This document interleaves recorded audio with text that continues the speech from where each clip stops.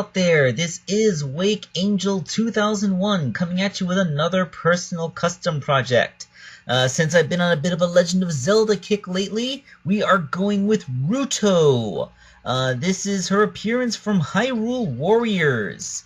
Now, when I first played the Hyrule Warriors game, I noticed the slight character design changes to her, and I was wondering what was up with the extra fins. I mean, practically I know why they're there. As you may all recall, Ruto originally looked like this from the Legend of Zelda Ocarina of Time.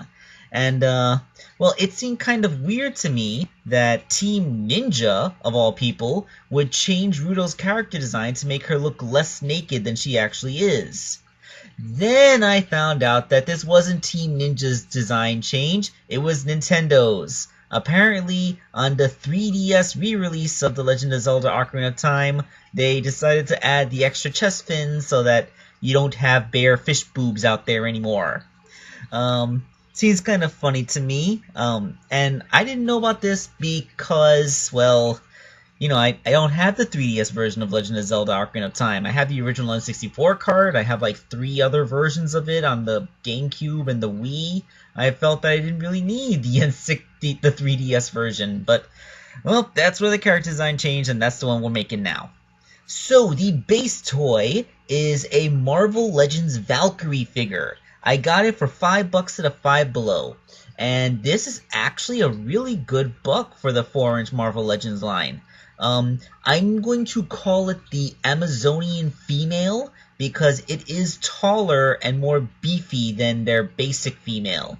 For comparison, on the left is my Zero Suit Samus custom, which used the Black Widow buck, and on the right is one of the Zelda figures from the World of Nintendo line.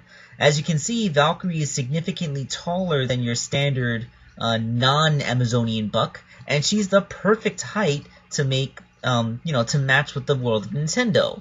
But the proportions are a little bit different.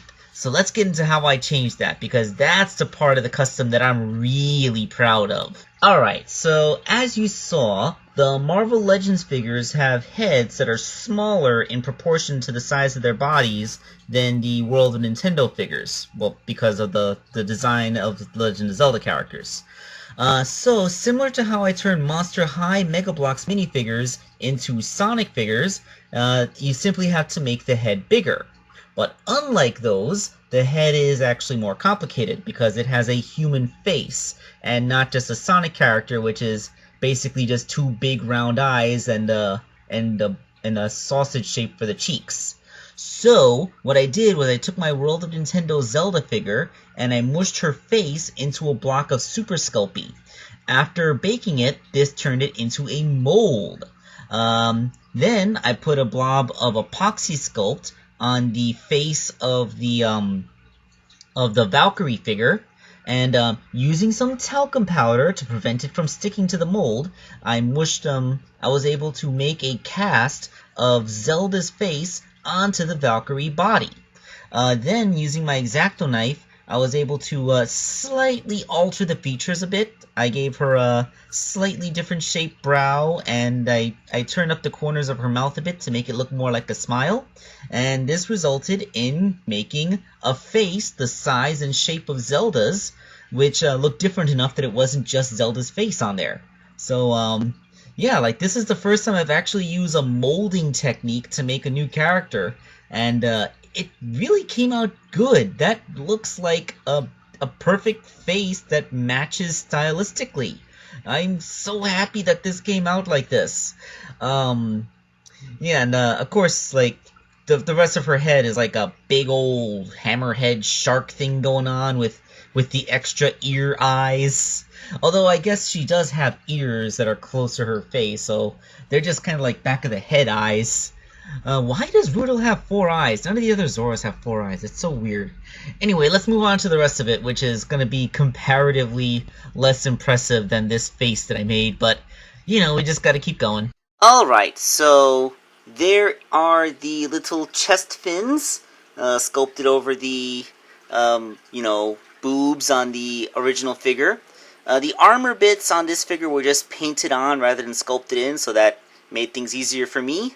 Although I can see why that would make the figure end up at Five Below, because, come on, man, you're not even going to sculpt on the armored brassiere? That kind of sucks. Now, I'm not sure if even the 3DS version of her model had this dorsal fin, but it is a very prominent feature in the the Hyrule Warriors model, so she, of course, needs to have it. I actually kind of like the idea of a dorsal fin on Ruto. It actually helps sell the fish-like appearance, especially with the hammerhead shark comparison I made earlier. Her lower body was just repainted and then stuck back onto the chest after this all hardened. And, I use a bit of a whole teal to make her blue skin, along with a slightly different shade of teal to make her spots. And, that's just her body. Her fins are made out of craft foam so that they can be nice and flexible. They are attached to her arms with a bit of super glue, and as you can see, I even made her silver scale accessory. It's a bead on the end of some wire. I also left just a little bit of Valkyrie's original silver gauntlets, because if you look closely, Ruto also has little silver gauntlets on. They don't have a scale motif, but it's fine. Her hip fins are also made out of, the craft foam. And they have the same idea, like paint them teal, stick them onto the legs. Now let's take a look at the completely reassembled figure. And yes, I'm sorry I forgot to take an in-progress shot of her feet. I hope there aren't any foot fetishists in the audience who are disappointed by that. Alright, so here is Fish Waifu in all of her glory. Ruto's whole design is supposed to make it look like she's wearing an elegant gown affair, like the way her hip fins flare out, it looks like a skirt, and even her arm fins look like the big flowing sleeves of robes.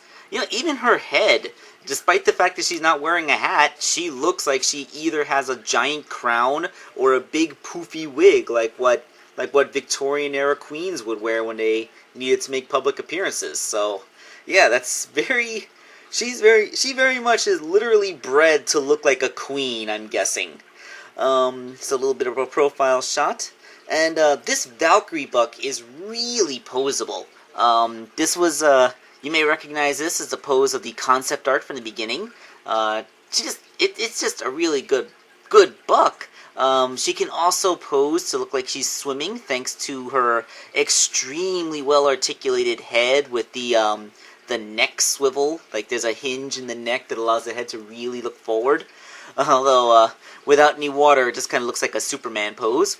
And this figure interacts very well with the World of Nintendo line, whether she's meeting with Princess Zelda on a diplomatic mission from the Zora Kingdom, or just kind of glomping her one true love, Link.